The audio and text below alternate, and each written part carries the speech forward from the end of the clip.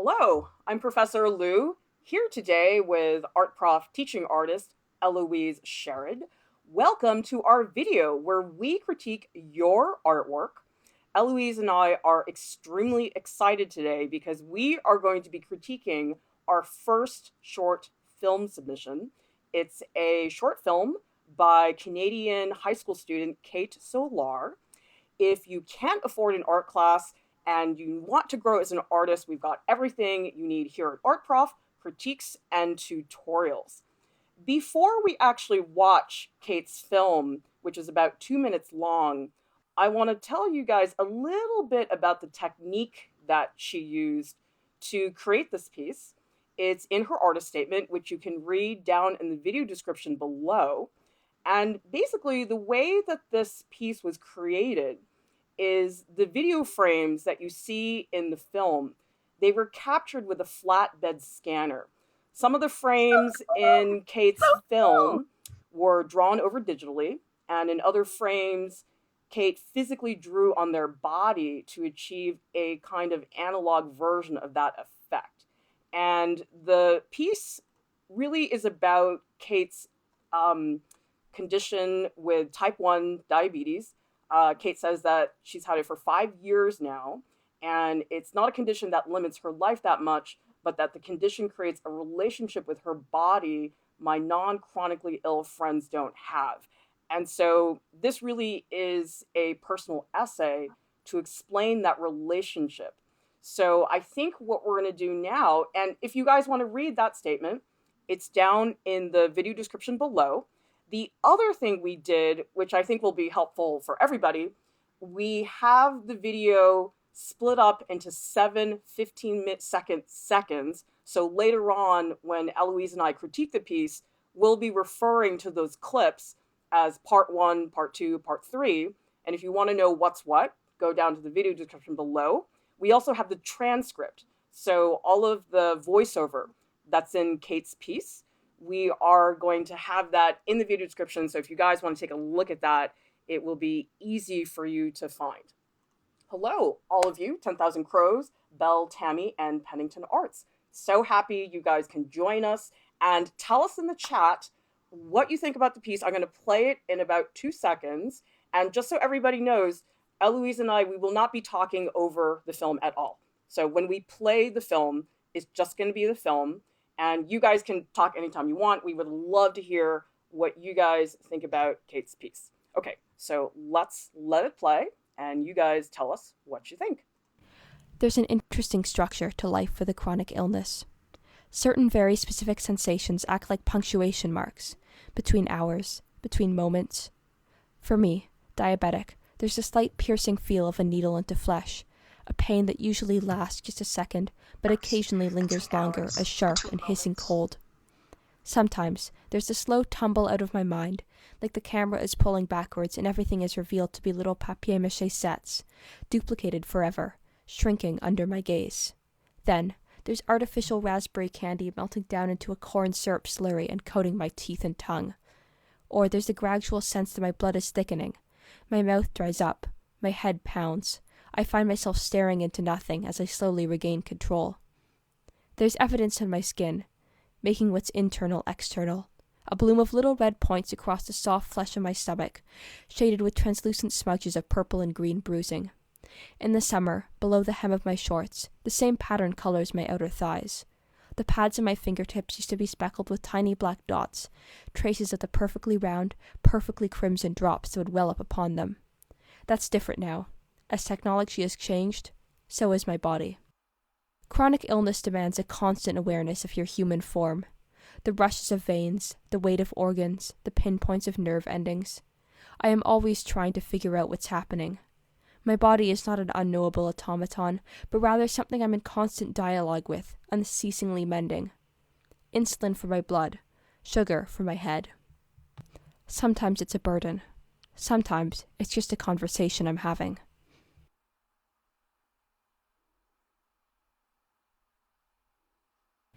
There's an interesting... All right, we are back. Eloise, what is your first take before we start digging into the separate clips of Kate's film? So I have to be real with you, Clara. I have been fangirling so hard over this film ever since you sent it to me. I I'm going to do my best to critique it, and I will critique it, and there are many things that are ripe for critique. But I have to say, I really think this is like such an exciting work to see, especially from a high school student. And I don't mean that in a patronizing way. I mean that in like there are people literally making work like this, at the university level, beyond, that's not half as impressive. So let's just start there at like a base level. That's where I'm coming from. Well, Eloise, what is it about this film that gives you that reaction? Is it the way the stills are created? Is it the voiceover? What really jumps out at you? Like, what is a typical major issue that you see in student films that maybe you're not seeing in this one? I think that this film has an incredibly like sophisticated way of dealing with portraying the body. I think that the use of the flatbed scanner, for instance, is like in isolating. For instance, one thing I'm really impressed by is the way that Kate has isolated parts of her body in this sort of this uncomfortable, unnatural way by pressing herself up against the scanner and like highlighting physical discomfort or contortion or distortion, and then having that also not be presented to us in like a real-time way.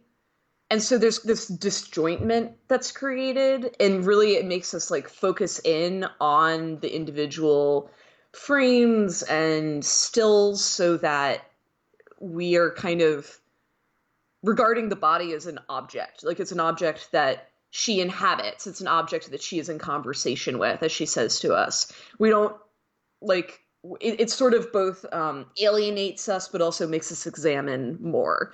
And I think that's really sophisticated. I think that like a really easy approach, for instance, like would have just been like, oh, doing like super close-ups on with like a camcorder and like moving them over the body. And there's definitely sensitive approaches that can be done with that kind of technical choice.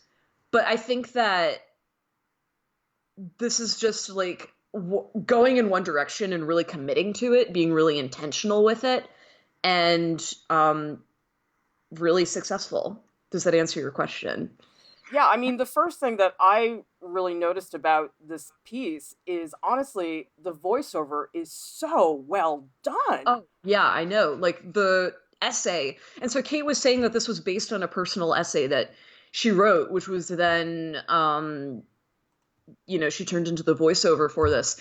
And I think that that's also really interesting about how well they feel integrated, both the visual and the audio component. Because frequently when you get something that is like, I'm not going to call it like found documents, because Kate did write this, but frequently when you find like works that were created independently, in other words, not intentionally for the product that we are seeing it in, you kind of get this sense of like non-integration. And this is kind of great because they feel like they're speaking to each other so well. Well, what I see a lot of the time whenever there's a student film, okay, either they use someone else's words. Okay, I'm going to use these words from William Shakespeare. So they take someone else's, which is okay. I mean, you can do that. I'm not saying you can't. Or they try to write something.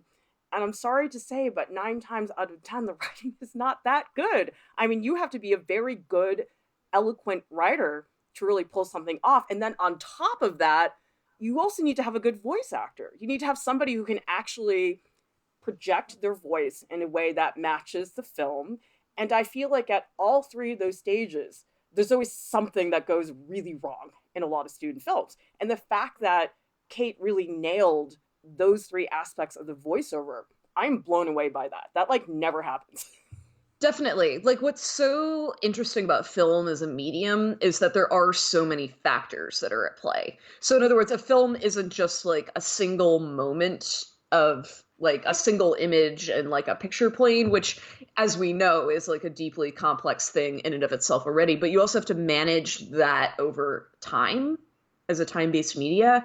And then it's like if there's any one problem at any step along the way, that can almost like completely discourage or discredit every other thing. I mean, you could have a beautiful scene all set up and ready to go, great actors, great script, you got crummy lighting, it's over. Yeah. Or like the big one that, we always talked about when I was studying film was sound, actually, is that if you had terrible sound, like in a weird way, people have sort of been primed to accept not as good quality visuals. But if the sound, like because of like the found footage genre, or you can work with it if you've got like a not good camera. There are ways that you can stylistically work around it, but if the sound is bad, forget about it. And the sound is great in this, incidentally. So, Those of you who are watching right now, tell us in the chat, what do you think about Kate's film? What was your first reaction? Because it's a really personal piece, and it's about a subject, chronic illness, which I think is not always easy for people to talk about from a personal point of view. And so I also want to say, in addition to being a really wonderfully produced piece, it feels so genuine. Like, this is somebody who really is telling the truth. They're telling us exactly what their life is. And I've never met Kate before. I don't really know anything about her beyond the submission. And yet I'm looking at this piece and I'm like, I feel that I understand something about your life in a really intimate way. That is very unusual, to be able to communicate something like that effectively. it feels like she has a great sense of self-ownership. Because I think particularly when telling stories about people who have either chronic illness or disability, any form of bodily autonomy issue, there's frequently this like, just look at the ways that characters who have these sorts of conditions are treated in like films, say, made by able-bodied, like not chronically ill people. There's always this sort of infantilization that comes on. And I think that there's something about the act on a conceptual level of Kate recording herself and writing the text herself in this personal essay format. And then at the very end, kind of breaking away from this disjointed, like, series of stills that are very isolating and almost dehumanizing, and finishing with that real-time piece of footage of herself like sitting in front of the camera and kind of and staring straight at us, making eye contact and sort of reminding us that yes, we've been talking about this condition and dividing the body up in a dehumanizing and depersonalizing way, but this is a real person, and not only that, she's looking at you. Yeah, I found it really touching, but also a little bit scary at the end. Did you feel that way too, or did you feel that she was trying to connect with you? It made me a little uncomfortable, but that's sort of what I suspect Kate was after. So this is interesting. When I watched this film, I thought, oh wait, we've got a comment from Ayodeji Fayemi. I agree with Eloise, although she translated her written document into a short movie like visual, the dichotomy between both medium is not present. It's almost like the voiceover and the art were made together. Yeah, it feels integrated. And there's this intentionality to it. And so, like, when I was seeing this for the first time, I actually thought of this short film by the French filmmaker Chris Marker, which is called La Jetée. It's a short film. It's like one of the like seminal works of like 20th century film. And what's interesting about it is that it's also made with stills. It's a science fiction story, but it's told with a voiceover and like still photographs, except for this one section in the very middle when the main character is looking at the woman he loves, and suddenly like the photographs start getting closer and closer together. So in other words, there's sort of this like decoupling from time. It's a time travel story, and so there's this way that the filmmaker was like again, like using the still images like Kate is doing to alienate us from like like regular perceptions of like reality and time. And then when he was looking at the woman he loved, the photographs that were generally causing time skips in between got closer and closer together until they sped up to the point that the woman he loves is in real time. And so for me, the way this relates to Kate's work is in this sort of like Kate is kind of in a way trying to be shocking in the sense that she has set up rules for this world that we are occupying, and then she's upsetting them. Like it's a conceptual decision. Like she's It's almost like you being wake like, up don't from a dream. exactly. And she's like saying like don't get too comfortable, and also let's like get real here. So we've kind of been talking about this in abstraction, but look, here's a real person who is self-possessed. Okay, let's see. Ekeen is saying, I want to know how the red dotting is achieved. I don't actually know, but if Kate, you join us at any point in the stream, please feel free. We love it when the artist is watching live. Toady wants to know what is happening. Okay, let's start playing some of the shorter clips so you guys can see. So, Eloise, let's just start with part one, the first 15 seconds, and then we can chat a little bit about that. So, here's part one of Kate's short film. There's an interesting structure to life with a chronic illness. Certain very specific sensations act like punctuation marks between hours, between moments. For me, diabetic, there's a slight piercing feel of a needle into flesh, a pain that... There's an interesting structure to life with a chronic illness. Eloise, what's your first thought about the intro of this film?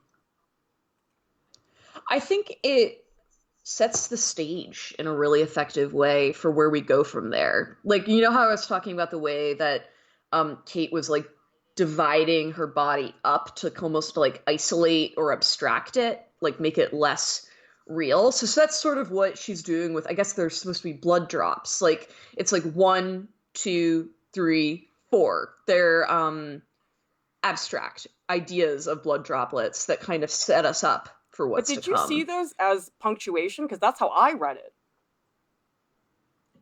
I didn't, but do you want to go into that Well, more? I just feel like I'm watching that go, and it feels like the beginning of a conversation that I'm starting something. Because once you see one, then you see the next one, you realize that something's going to happen, and you start to anticipate that. I think that's a really nice, slow opening for us to immerse ourselves into the film. Oh, wow, Kate is watching live. Fabulous. Let's see. Wow. Kate is saying, thank you so much for your compliments. What dotting are you referring to? I'm guessing it's probably just the little circular red droplets that show up. I'm curious to know what you did for that as well, because actually, another comment I was going to make is that I think some of the decisions for materials were really, really good. Like, there's this one where I think there's all these like needles in place. I think it's, oh, here we go. So here you have the needles, and I'm guessing they're regular sewing needles. These work great because they don't look like sewing needles, but I feel like towards the end, there are these shots of your hand. Let me, like this one, okay? And to me, this breaks the mystique of the film because they just look like marker dots. Like you took a Crayola marker and just like put little red dots. And I feel like some of the other stills, it really looks like blood. And this one, to me, you need a little bit more on the set design. I mean, Eloise, what do they use for fake blood on movies? I thought it was corn syrup and red food dye. It completely depends on like what era you're looking at and whatever. I mean, what I would actually say, I wouldn't even so for me the reason that those like the sort of marker droplets aren't as like successful as I guess I'm looking at the chat. So Kate says they're gummy candies, which oh my god, like brilliant. Like when you have low blood sugar. So Oh good. my god! But, That is so isn't that brilliant! Isn't that great? Oh. But anyway, the reason, going back to like when the hand is placed down in the flatbed scanner, the reason that those dots aren't as successful to me is because they are not enough in the direction of like reality to look real, and they're not enough in the direction of abstraction to feel like intentionally not real. Do you see what I mean? I think that might be a moment where it would be an interesting opportunity either to do another thing, like incorporating maybe another kind of significant object along the lines of the blood sugar candies, which is now what I'm going to call them. Not gummy candies, blood sugar candies. Um, some other like real life object that maybe doesn't exactly look like blood, but is enough getting the point across. Or what you could also do would be lean into the sort of uh, layers upon layers of reality, like that shot when she shows us her animation setup in a printout. You know what? Let's Like I take a look think at that that because some people have let's take a not look at seen that. that clip yet. I believe it's in part 2. So let's see Yeah. if this is it. Usually lasts just a second, but occasionally lingers longer, a sharp and hissing cold. Sometimes there's a slow tumble out of my mind, like the camera is pulling backwards and everything is revealed to be little papier mache sets, duplicated forever, shrinking, usually last. All right, we're back. What did you guys think of that clip? With the what did you say it was, Eloise? It's an animation set that we're looking at? Or maybe Well, it's an Kate, you can animation tell us in setup. chat. It's an animation setup. So you can see the flatbed scanner that Kate was working with, and then you can see their like laptop. So I mean, what I was saying is you could lean in more into that direction where you're sort of manipulating or showing the multiple levels of realities and actually you know, like begin compositing in other textures or other like artifacting. Like one thing I was thinking a lot about was like when we see the hands where they're like scanned in different positions in the same scan, so there's kind of this like wavy distortion effect.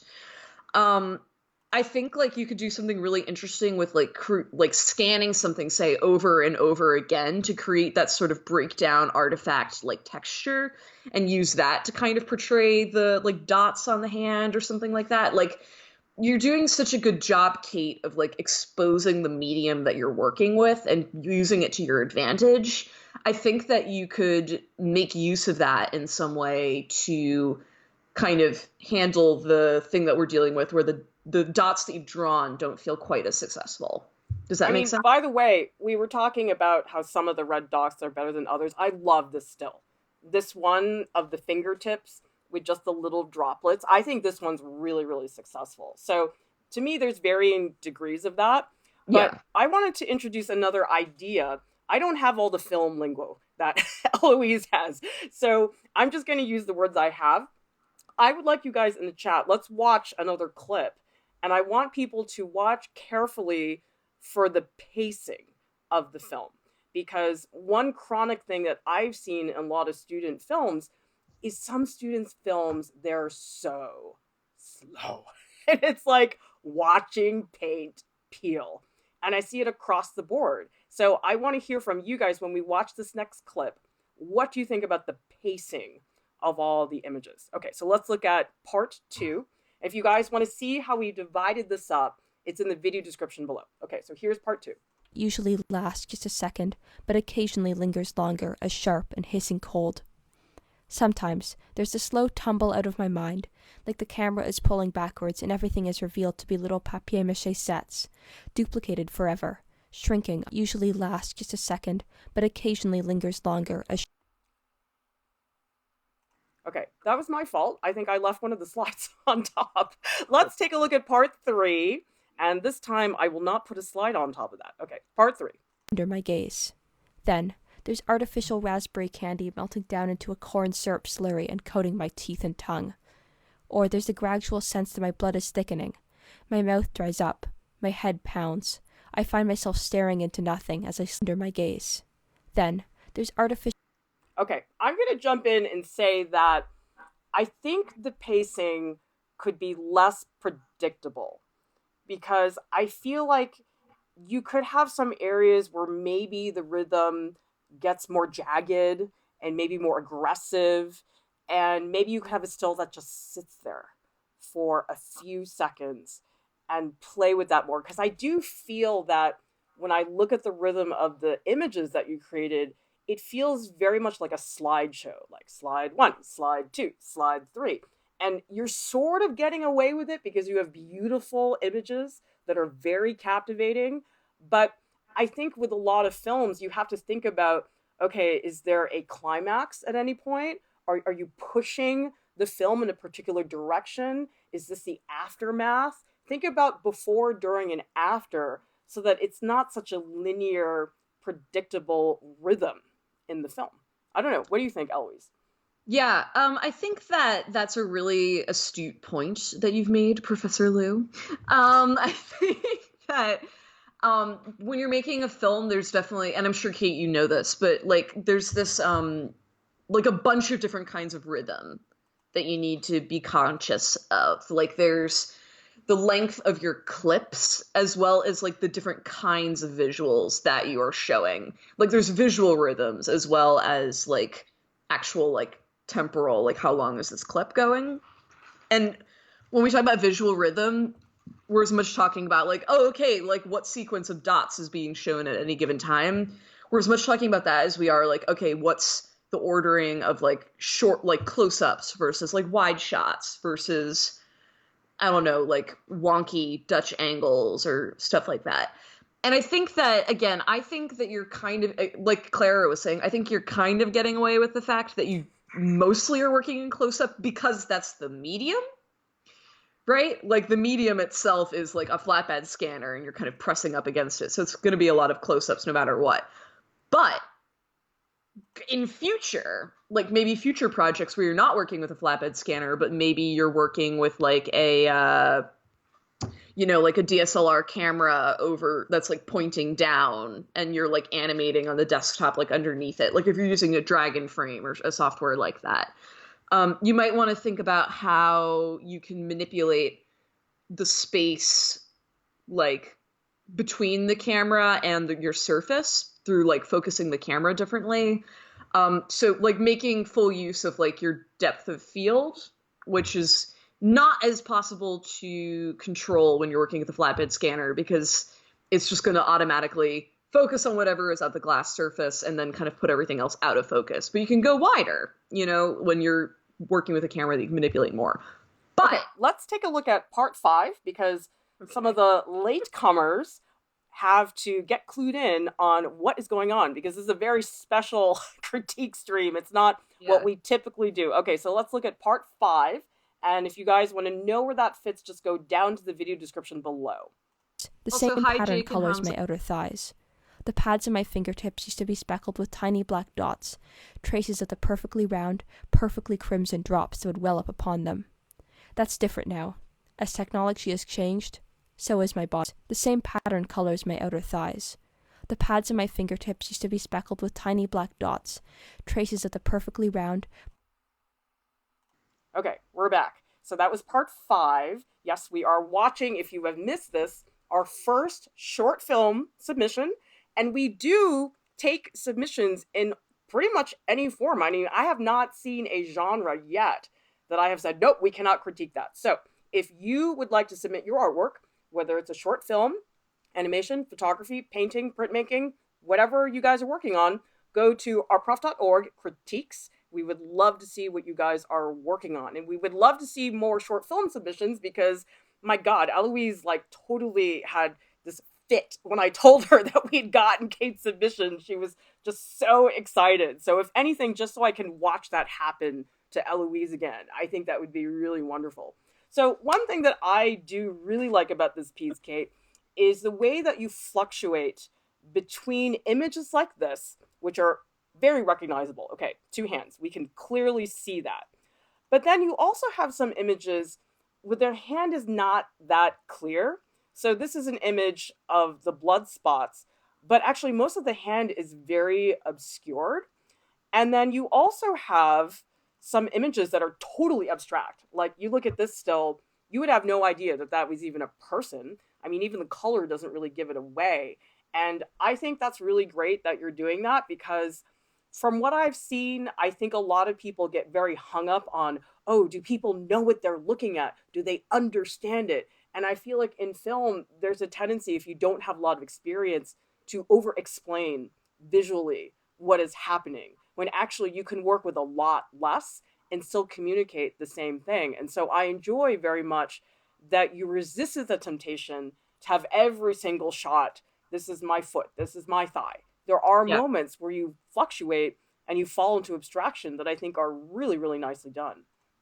definitely agree. And I think that some like of the most successful moments, like Clara was saying, are where that abstraction happens. And what I think is a cool thing to lean into is the way that what makes these images poignant is in part the fact that they are being accompanied by this voiceover. Like they are being given context and significance because of the way that you've chosen to frame and contextualize them. Okay, let's take a Um, quick glance yeah. Another, at part number 7. So here is part number 7 right now.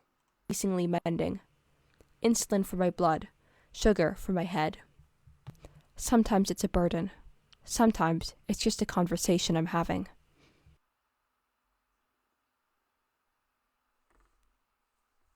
Increasingly mending. And tell us in the chat, you guys, what do you think of the ending of a film? Because I don't know, Eloise, do you think it's hard to end a film? Like, do you struggle with that ever as a filmmaker? Like, what are my last 10 seconds? What do I do with that? oh, all the time. I mean, like, I think so, like, in my day job, for instance, we're like managing a bunch of projects at once, and every single time, the hardest time, like, job is like finding a moment in an interview where like there's sort of a plus one moment, right? Like you've sort of spent the entire video like raising a point, and then you're supposed to like in an essay, you're supposed to end with like one more thought to kind of like send people off in a new direction. I mean, and the advantage of working with voiceover that you've written as opposed to more of a documentary style is that you can control that moment. But I do think that I come down on the camp of really appreciating the real time moment at the end because it feels like that plus one moment. Like Kate, you've like upset the rules you've set for yourself. You've made us sort of start thinking about things in a new way. You've rewrited the world. Well, I think it's not just the fact that we see Kate at the end visually. There's something about that way that she looks at you that is Yeah. really penetrating and very, very Yeah. powerful. Because I think the thing about portraits, I'm not a filmmaker, but I paint portraits all the time, is whether the person in the portrait is looking at you or not makes a huge difference in terms of our engagement. And so I'm wondering if maybe what I said earlier about that final clip making me a little bit uneasy, that maybe it's that she is so prominent and powerful and really acknowledging that I'm there, that I really like a lot. Because I think I agree with you. I feel that there's a very dreamy, almost surrealistic feel to the rest of the film. Like it has a really consistent tone. It has a very cohesive color scheme. It's mostly these dark grayish colors with little hints of red. And then when you go to this real time scene, and all of a sudden you realize, oh my God, that was the shirt that was popping up in these prior sequences. And all of a sudden we're back to reality. I found it very disruptive, but in a really good way, because it's like, oh my God, somebody pulled the sheet off of my face and now I know what's happening. And then it ends. Like if Kate had kept going past that, I think that would have been a big mistake. Like I love how quickly the piece just ends right after you realize what you're looking at. Yeah. And it's very matter of fact, right? It doesn't feel like overly sentimental or like twee. Like I feel like sometimes there could sort of be this feeling of it being like a neat little bow that's sort of tied up, like, oh, and here I am. It feels, and in a way, I think it's partly because she's made herself so vulnerable over the course of this film that like when we finally are confronted with her face, it's not it's just self-possessed. I keep coming back to that word, but that's how I feel. Let's see, Aodeshi saying, she coerces us to confront the idea that the artist going through this chronic disease is an actual person. Yep, I totally see that. And Juliana is saying, I almost wish her stare lasted just a little bit longer, but also the abruptness doesn't let us get fully comfortable. Right. Like if she sat there and started to interact with us, then it feels a little bit easier to engage. But it's like Kate doesn't give us that opportunity. Like she just is gone before we can really acknowledge that so much. So anyway, Yeah. Kate, we are so impressed. Like I was so, you should have seen when I got the submission, I messaged Eloise. I'm like, Eloise, you're gonna, oh my god, we were just like having such a fit. So we were thrilled to see your work. It's so wonderful to be seeing something like this from somebody who's relatively inexperienced. I mean, like Eloise said, I don't see a lot of college students doing films that I think are this cohesive. All right, guys, Yeah. I hope Wait, you'll I just want to. explore artprof.org, our main site, where we have more free resources for artists. And we hope that you will join the ArtProf family by subscribing to our YouTube channel. And thank you so much to our top Patreon supporters who make all of this possible. Thank you to all of you who participated in the stream, gave us your thoughts, and we hope you guys will tune in next time. Bye.